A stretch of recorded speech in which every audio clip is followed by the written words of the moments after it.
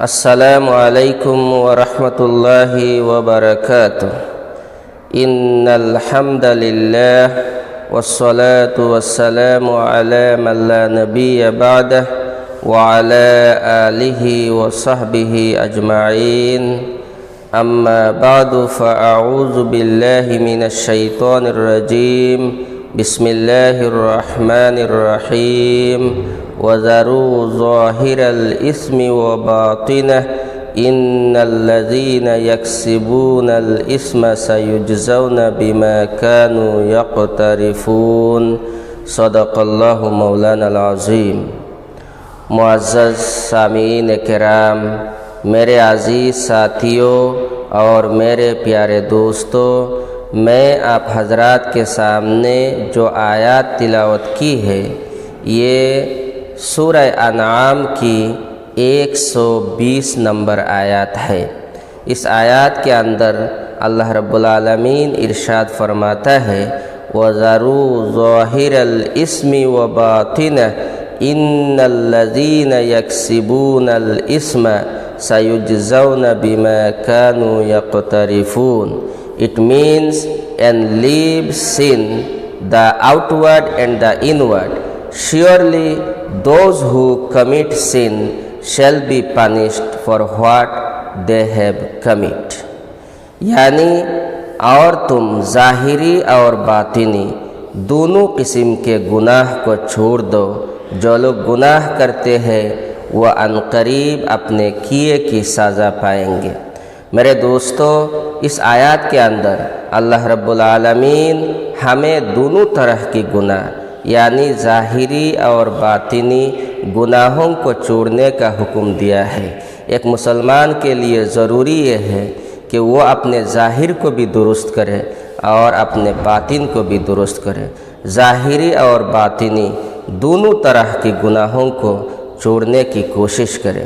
میرے دوستو، باطنی گناہوں کے بارے میں نے ایک video the treatment of spiritual element کے نام سے اپلوڈ کیا تھا، آپ اس کو دیکھ سکتے ہیں۔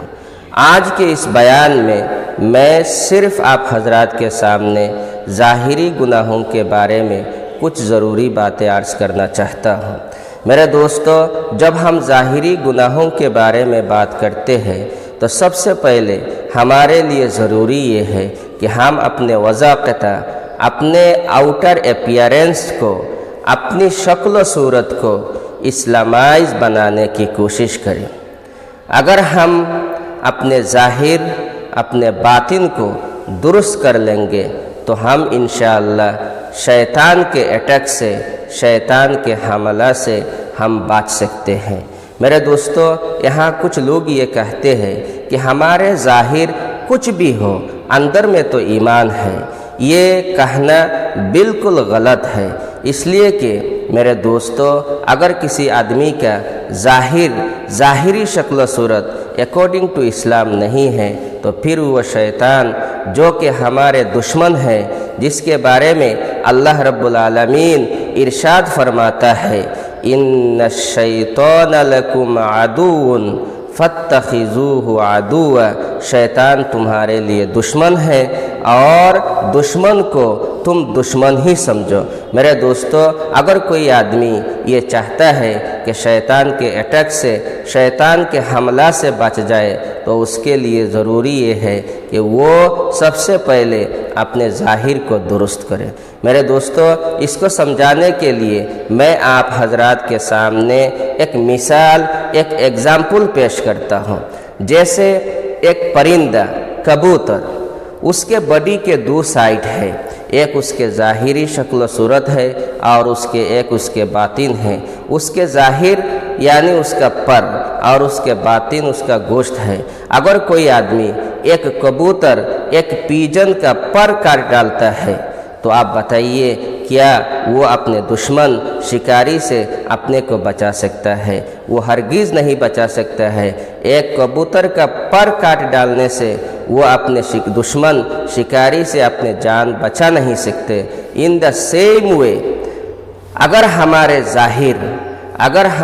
ظاہر، ہمارے وضاقتہ، ہماری شکل صورت اسلامک اکارڈنگ ٹو اسلام نہیں ہے تو ہم کتنے کوشش کریں ہم شیطان کے اٹیک سے نہیں بچا سکتے ہیں۔ جیسے ایک کبوتر کے پر کاٹ ڈالنے سے وہ اپنے دشمن سے بچ نہیں سکتا ہے، ان دا سیم وے اگر ہمارے ظاہری شکل و صورت صحیح نہیں ہے، درست نہیں ہے، تو ہم بھی شیطان کے اٹیک سے نہیں بچ سکتے ہیں۔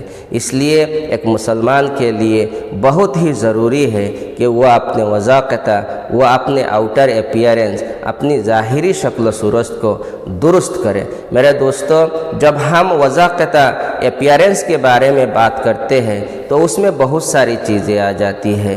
اولاً تو ایک مسلمان کے لیے ضروری یہ ہے کہ اس کے چہرہ میں داڑھی ہو۔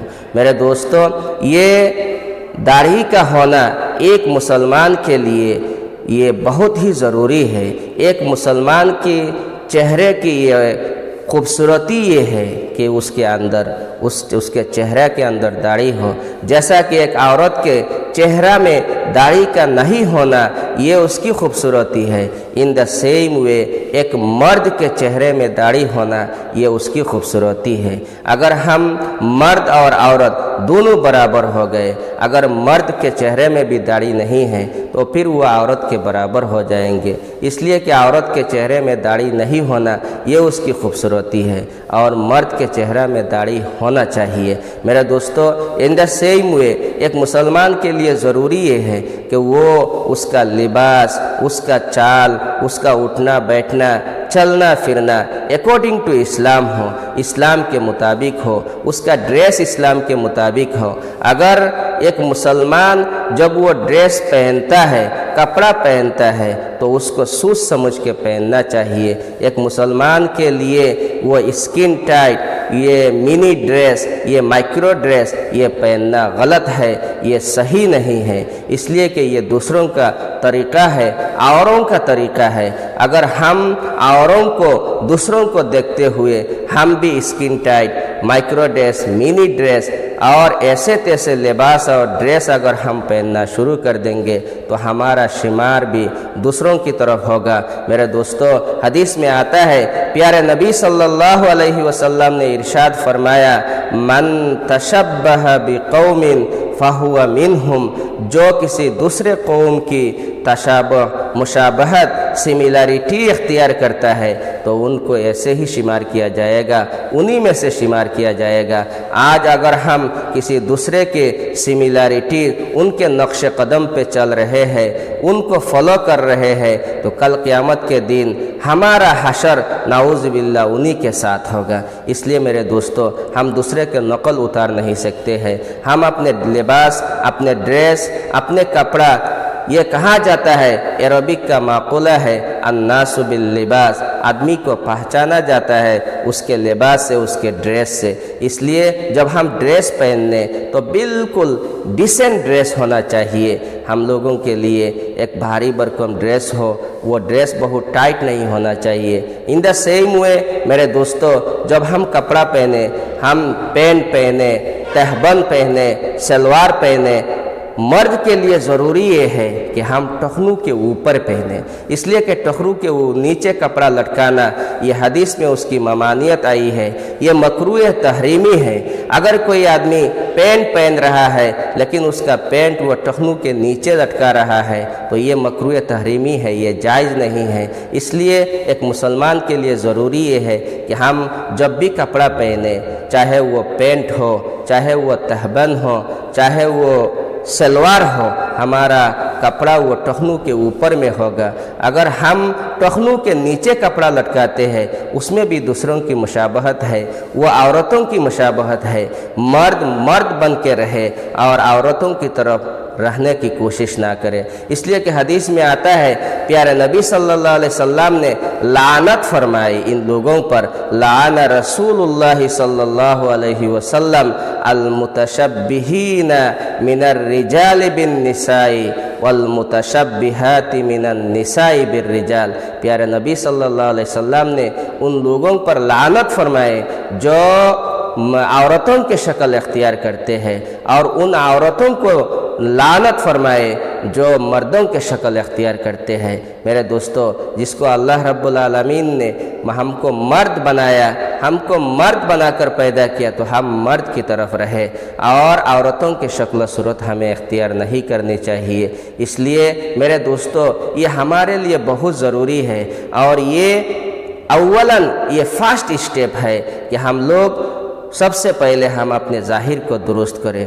ہمارے چہرہ، ہمارے شکل و صورت، ہمارے وضاقتہ، ہمارے آؤٹر اپیئرنس، یہ سارے کے سارے اکارڈنگ ٹو اسلام ہونا چاہیے، تبھی تو ہم شیطان کے اٹیک سے ہم بچ سکتے ہیں۔ اگر ہم ایسا نہیں کریں گے تو ہم شیطان کے اٹیک سے نہیں بچ سکتے ہیں۔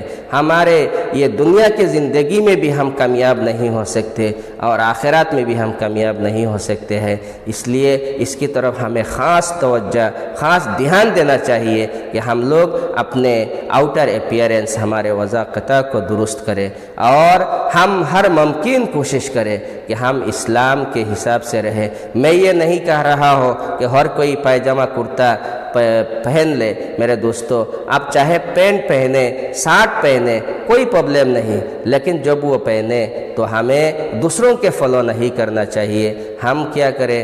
ہم اپنے شارٹ کو بھاری بھرکم بنائیں، پینٹ کو اتنا ٹائٹ نہیں کرنا چاہیے کہ آپ بیٹھ کے آپ صحیح سے نماز نہیں ادا کر پائے، نماز میں صحیح سے بیٹھ نہ سکے، بیٹھ کے پیشاب کرنے میں آپ کو دشواری ہو، ایسا پینٹ۔ اور میرے دوستو، ان چیزوں کی طرف ہمیں بہت ہی دھیان دینا چاہیے۔ اگر ہم ان چیزوں کی طرف دھیان دیں گے تو انشاءاللہ ہم شیطان کے دھوکوں سے، شیطان کے وساوس سے ہم بچ جائیں گے۔ اللہ رب العالمین ہمیں دنیا میں بھی کامیابی عطا کریں گے، اور آخرات میں بھی انشاءاللہ ہم کامیاب ہوں گے۔ اللہ رب العالمین ہم سب کو کہنے سننے سے زیادہ عمل کرنے کی توفیق عطا فرمائے۔ وآخر دعوانا ان الحمد للہ رب العالمین۔